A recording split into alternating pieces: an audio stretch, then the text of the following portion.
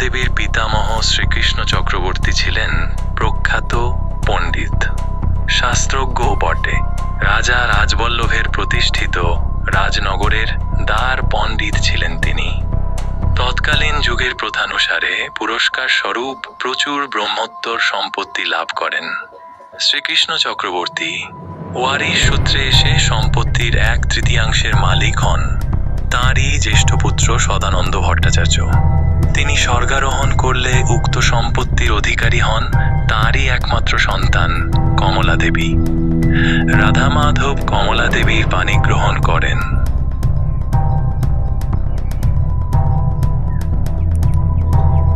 রাধা মাধবের বংশ পরিচয় সম্বন্ধে অধ্যাপক দীনেশচন্দ্র ভট্টাচার্যের লিখিত শ্রী শ্রীরাম ঠাকুরের জীবন ও লীলা প্রসঙ্গ প্রবন্ধ থেকে কিছু উল্লেখ করছি।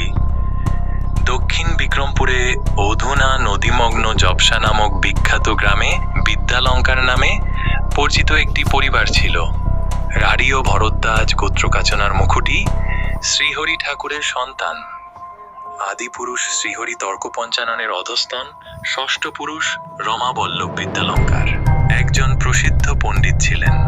রমাবল্লভের অধস্তন বংশধরগণ সকলেই বিদ্যালঙ্কার উপাধি দ্বারা আত্মপরিচয় দিয়ে থাকেন। রাম ঠাকুর রমাবল্লভ বিদ্যালঙ্কারের বৃদ্ধ প্রপৌত্র ছিলেন। রমাবল্লভ রুদ্রদেব রামজয়, রাধা মাধব শ্রীরামচন্দ্র।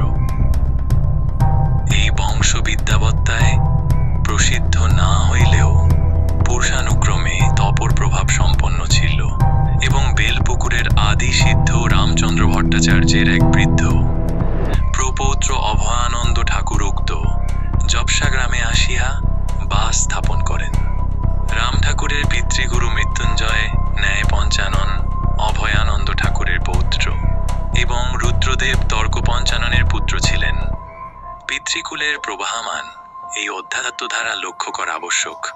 তৎকালে তন্ত্রসম্মত শক্তি সাধনা বঙ্গদেশে অতি ব্যাপকভাবে প্রচলিত ছিল এবং গ্রামে গ্রামে মন্ত্র পুরস্চরণাদি অনুষ্ঠিত হইত।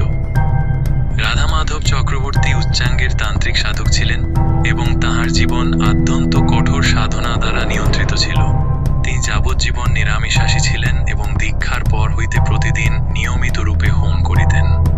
গৃহসংলগ্ন একটি পঞ্চবটী তাহার সিদ্ধস্থান বলিয়া পরিচিত আছে। তিনি শীতোষ্ণ সহিষ্ণু হইয়াছিলেন এবং দারুণ শীতকালের নিশীথে জলাশয়ে আকণ্ঠ নিমজ্জিতাবস্থায় জপ করিতেন। তিনি অনেক অসাধ্য করিয়াছিলেন তান্ত্রিক প্রক্রিয়া দ্বারা। তিনি একবার তাহার এক আত্মীয়কে মৃত্যুমুখ হইতে রক্ষা করিয়াছিলেন।